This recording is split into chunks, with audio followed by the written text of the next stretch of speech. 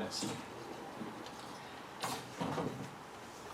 Pour lancer la prédication de ce matin, j'aimerais revenir sur un verset que Harry a lu tout à l'heure et qui m'a longtemps laissé un peu perplexe.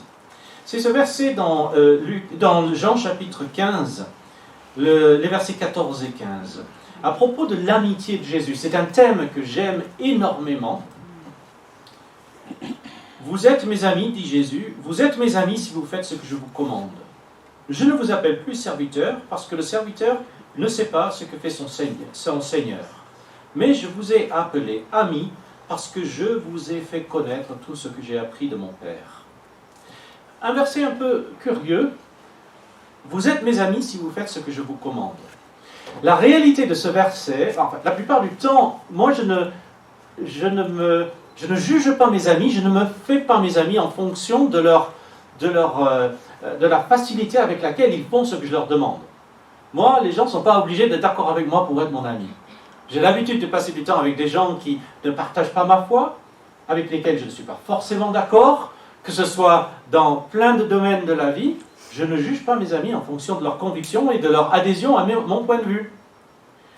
Or, Jésus est en train de dire quelque chose de très intéressant là. Et je me souviens, ce verset-là est arrivé avec plein de force dans ma vie, le jour où, dans mon adolescence, nous étions en train de travailler à restaurer l'église, le bâtiment de l'église où j'étais à l'époque. C'était dans le sud de la France, et tous les jeudis de l'Ascension, nous avions l'habitude, en tant qu'église, de nous rassembler pour passer la journée à repeindre, à réparer, à remonter des choses qui avaient été endommagées, simplement à entretenir notre lieu de culte. Et il y avait dans l'église, comme il y a dans beaucoup d'églises, Dieu merci, quelqu'un qui était fort en bricolage, quelqu'un qui était bricoleur et qui savait s'y faire. Et moi, je ne le suis pas, je ne l'étais pas. Je l'étais encore moins à l'époque que je le suis aujourd'hui. C'était un ami, cet homme. Il savait ce qu'il faisait. Comment pensez-vous qu'il aurait considéré mon amitié si chaque fois qu'il me donnait une instruction sur comment réparer ou gratter une peinture ou remettre d'aplomb quelque chose qui était tordu ou je ne sais pas quoi d'autre, comment pensez-vous qu'il aurait compris mon amitié si chaque fois qu'il me donnait une instruction, je le remettais en question? Ah non, j'ai pas envie de faire comme ça. Ah non, mais là, il vaudrait mieux qu'on fasse ceci ou cela. Eh bien non. Parce que j'étais son ami, je faisais ce qu'il me demandait. Parce qu'il savait tellement mieux que moi comment s'y prendre. Il en est de même pour les disciples de Jésus-Christ. Et le texte que nous allons lire ce matin dans l'évangile de Luc continue ce suivi de la formation des disciples de Jésus, dont nous sommes les héritiers spirituels, dont nous sommes la suite aujourd'hui, nous qui sommes chrétiens, si nous sommes chrétiens, et que nous suivons dans les pas de Jésus-Christ. Nous lui obéissons, nous faisons ce qu'il nous demande, non plus parce qu'il va nous taper dessus, si on ne le fait pas, non pas parce que nous avons peur de l'enfer, nous le faisons parce que nous sommes ses amis, et qu'il sait tellement mieux que nous comment nous devrions diriger notre vie, comment vivre dans le monde qu'il a créé, même si ce monde est souvent si compliqué, difficile et en souffrance. Je vous invite donc à lire ces quelques versets bien courts où Jésus et ses amis se réjouissent après un temps de mission. C'est dans Luc chapitre 10, versets 17 à 20. Les 70 revinrent tout joyeux et dirent « Seigneur, même les démons nous sont soumis en ton nom. » Jésus leur dit « Je regardais Satan tomber du ciel comme un éclair. Voici, je vous ai donné le pouvoir de marcher sur les serpents et les scorpions et sur toute la puissance de l'ennemi, et rien ne pourra vous nuire. Cependant, ne vous réjouissez pas de ce que les esprits vous sont soumis, mais réjouissez-vous de ce que vos noms sont inscrits dans le ciel. » Que le Seigneur bénisse la lecture de sa parole. Au début du chapitre 10, nous avons vu que Jésus avait envoyé donc 70 disciples, deux par deux, en mission, non pas forcément pour convertir les gens. Leur mission était très spécifique. Leur mission, c'était « Jésus va venir dans votre ville, dans votre village. Vous avez le choix de l'accueillir ou pas. » La Bible, Luc nous dit qu'il les avait envoyés dans les lieux où lui-même allait se rendre par la suite. Et donc, je vous ai déjà dit lors d'une prédication précédente sur ce texte-là, je vous avais dit, voilà, chez nous c'est un peu pareil. Nous n'avons pas à convaincre les gens que nous avons raison. Nous avons à leur dire, Jésus veut vous rencontrer. Qu'est-ce que vous allez faire? Est-ce que vous allez l'accueillir ou vous allez le rejeter? Alors voilà, les 70 sont partis, ils ont fait ça. On ne sait pas combien de temps s'est passé entre-temps. Et voilà qu'ils reviennent vers Jésus. Et ils reviennent vers Jésus et c'est là que nous avons ce texte. Ils sont tout contents. Ces disciples étaient les premiers chrétiens, l'embryon de l'Église de la première époque. Et Jésus était en quelque sorte en train de leur faire une répétition avant l'événement principal, un entraînement pour la mission d'extension du royaume qu'il allait leur confier après son ascension lors de la mise en place de l'Église avec un grand E, dont nous lisons le récit et les aventures dans le livre des Actes des Apôtres. Également de la plume de Luc, le même que celui qui a écrit l'Évangile dont nous lisons un extrait ce matin. Ici, nous n'avons pas un rapport détaillé de ce qui s'est passé. Moi, j'aurais bien aimé être là dans cette réunion de débriefing. Vous imaginez un petit peu? Les 70, ils reviennent et disent « Seigneur, tu n'imagines pas ?» Je dis « Si, j'imagine très bien. C'est ma puissance qui vous a donné, qui vous a rendu capable de faire ce que vous avez fait. » Tout le monde se réjouissait ensemble. Ils ont fait un débriefing. Je ne sais pas combien de temps ça a duré. La Bible nous dit qu'ils sont revenus auprès de Jésus tout joyeux. Bien sûr, ce qui va attirer notre attention, c'est le pourquoi de cette joie. Qu'est-ce qui a motivé la joie chez les disciples? Et nous y viendrons dans un instant. Mais j'aimerais attirer votre attention sur les deux dimensions de ce texte. Il y a tout d'abord la première dimension qui est la dimension spirituelle. Ce qui se passe dans les lieux célestes et dont Jésus nous donne un petit aperçu dans ce qu'il dit à ses disciples. Et puis la seconde dimension, la dimension matérielle ici sur terre, ce qui se passe dans le vécu et le cœur des disciples, c'est-à-dire un peu ceux qui nous ont précédés. La première dimension, j'ai dit, est la dimension spirituelle, ce qui se passe dans les lieux célestes. Et Jésus nous en donne un aperçu en disant « J'ai vu Satan chuter, tomber du ciel comme un éclair. » La chute de Satan et la soumission des démons. Il y avait là une vision prophétique que Jésus était en train de révéler, une vision prophétique de sa victoire, de la victoire de Christ. Évidemment, les disciples sont joyeux parce que leur mission a réussi. Ils n'ont sûrement pas été accueillis partout. Jésus leur avait dit, dans ses préparatifs, là, quand vous arriverez, vous rentrerez dans la maison, on vous accueille, vous direz que la paix soit sur cette maison. Si ce sont des gens qui acceptent, donc la paix demeurera sur eux. S'ils refusent, votre paix reviendra à vous. Et vous pourrez secouer la poussière de vos souliers. Ce sont des genres de choses qu'on faisait à l'époque, qu'on ne fait pas aujourd'hui ici. Mais en tout cas, c'était des gens qui avaient certainement essuyé des refus. D'ailleurs, si on remontait un petit peu plus dans l'évangile de Luc, au chapitre 9, le chapitre précédent, il y a un incident où justement ils ont voulu être en Samarie, ils ont voulu rentrer dans un village de Samaritains où ils ont été rejetés. Les disciples avaient l'habitude d'être rejetés aussi. Ce n'était pas que du succès, ce n'était pas que le grand accueil partout. Mais l'autorité de Jésus avait été rendue évidente. Les disciples le savaient bien. Les démons, même si les gens qu'ils avaient rencontrés n'étaient pas forcément d'accord ou n'étaient pas soumis à l'autorité de Jésus, les puissances surnaturelles du mal, elles l'étaient soumises. Non pas aux disciples, non pas aux chrétiens, mais en ton nom, nous disent les disciples.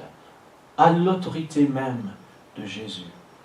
Jésus précise quelque chose dont ils étaient certainement déjà conscients, mais que les disciples n'avaient pas encore complètement intégré. Et c'est une leçon tellement importante pour nous, ça.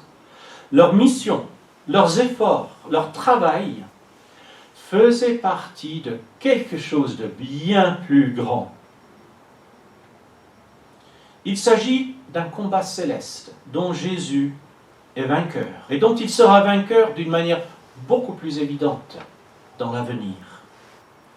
Et notre rôle de chrétien consiste à participer à ce combat. Un peu comme mon ami de tout à l'heure, qui s'y connaissait en bricolage, qui savait ce qu'il fallait faire pour restaurer un bâtiment, pour le remettre à neuf. Moi, je ne savais pas. Donc, je faisais ce qu'il me disait de faire. Eh bien, de la même manière, notre rôle n'est pas de mener la lutte, de mener le combat. Heureusement que Jésus le mène. Il est le chef de guerre. La lutte spirituelle, le combat spirituel, c'est lui qui en est le chef. Mais il nous invite à combattre à son côté. Et ça, c'est un privilège, mes amis. Jésus nous invite à jouer dans ce combat un rôle de disciple, comme pour les disciples de l'époque. Il a choisi de mener ce combat avec nous, et non pas juste pour nous. Cette réalité céleste que Jésus évoque est la réalité principale. C'est difficile pour nous de le comprendre. Nous avons tendance à donner la priorité à ce qui saute aux yeux, à ce que nous voyons, à ce qui est perceptible. Jésus reviendra sur ce thème quelques instants plus tard, et ça sera compris dans ma prédication de dimanche prochain, au verset 24. Mais Jésus reviendra sur ce thème lorsqu'il parlera de ce que les disciples voient et que les prophètes et les anges et les rois auraient aimé voir, mais n'ont pas pu voir. Nous, en tant que chrétiens, nous voyons des choses que les prophètes de l'Ancien Testament et les rois de l'Ancien Testament, et nous dit le psalmiste, même les anges, auraient aimé voir, comprendre certaines choses qui nous sont données, à nous qui connaissons Jésus-Christ. C'est dommage, mais sachez que les disciples seront beaucoup moins assurés. Ce jour-là, c'était la fête. C'était « Ouais, c'est super, Seigneur !» Il y a eu des jours comme ça dans votre vie spirituelle, je suis sûr. Moi, c'est pareil. Il y a eu des jours « Merci, Seigneur, formidable !» Puis il y a d'autres jours Et par la suite, les disciples, ils allaient souffrir. Ils seront moins assurés, moins joyeux, moins enthousiastes quelques temps plus tard, lorsque Jésus sera arrêté et crucifié. D'ailleurs, de ces 70, il ne restera pas grand monde. La Bible nous dit que tous l'abandonnèrent, sauf ses plus proches.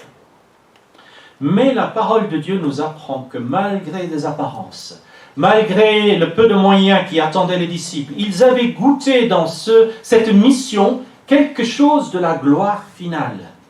Paul dira quelques années plus tard que, en tant que chrétiens, nous luttons contre les puissances célestes. Il y a un combat à mener. Mais Jésus est vainqueur. Et ce thème sera développé beaucoup plus dans le reste du Nouveau Testament. Paul écrira dans sa lettre aux Éphésiens, au chapitre 1, il écrit donc à ces chrétiens d'Éphèse en disant « Je prie que Dieu illumine les yeux de votre cœur, pour que vous sachiez quelle est l'espérance qui s'attache à son appel. Quelle est la richesse de son glorieux héritage au milieu des saints, et quelle est l'infinie grandeur de sa puissance, qui se manifeste avec efficacité par le pouvoir de sa force envers nous qui croyons.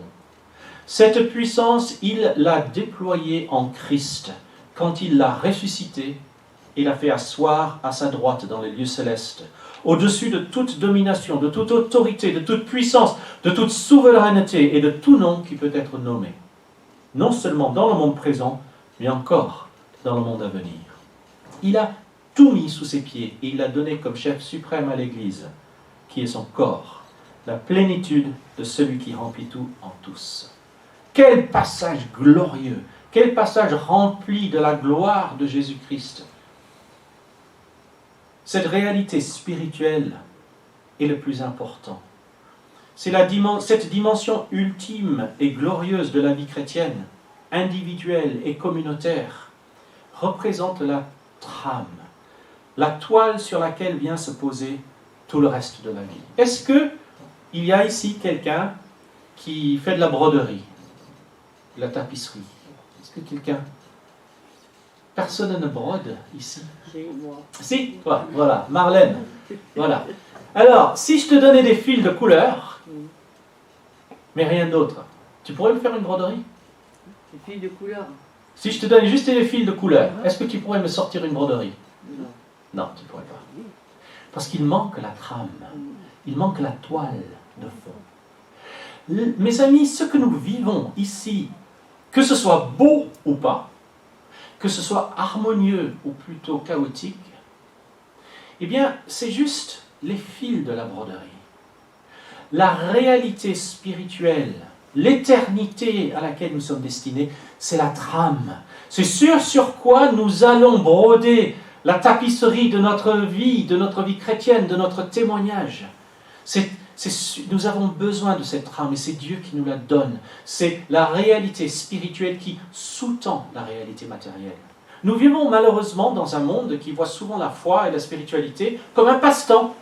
Je me souviens d'une amie qui s'était convertie quand j'étais adolescent et sa mère avait dit « Ah, mais du moment que ça contribue à ton équilibre. » Je dis « Mince, Jésus, il est mort et ressuscité pour contribuer à notre équilibre? Ah non, plus que ça. Ça ne suffit pas.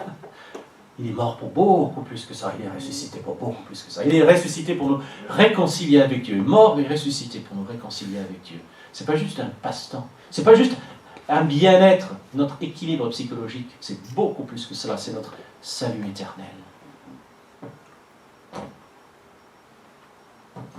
Lors de cette mission des disciples de Jésus, les événements, la soumission des démons au nom de Jésus et tout le reste de ce qu'ils avaient pu faire pour préparer son voyage et ses visites, tout cela ne tenait, n'avait de sens que parce qu'il y avait et il y a encore une réalité spirituelle qui donne solidité et réalité au dessin visible de la broderie.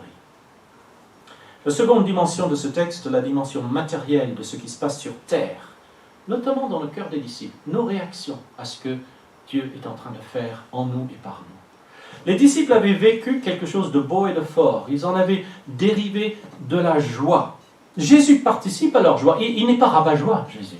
Il ne leur dit pas « Ouh là là, vous enthousiasmez pas trop les amis ». Non, non, il ne dit pas ça. Il se réjouit avec eux. Mais il dit « Mais encore mieux. Vous pensez que vous avez vécu quelque chose de bien? Bien encore mieux. Et ce mieux, c'est ça. Vos noms sont inscrits dans les cieux. » Ce que Jésus souligne en disant ça, c'est tellement important et nous devons tous en tenir compte, sinon nous serons submergés par les tempêtes de la vie. Qu'est-ce qui motive notre joie? Est-ce la réussite de notre mission? La solidité de notre Église? Le nombre de personnes qui assistent au culte? L'enthousiasme de notre louange? Le professionnalisme de nos cultes? Je fais exprès de parler de choses qui parfois nous échappent, justement.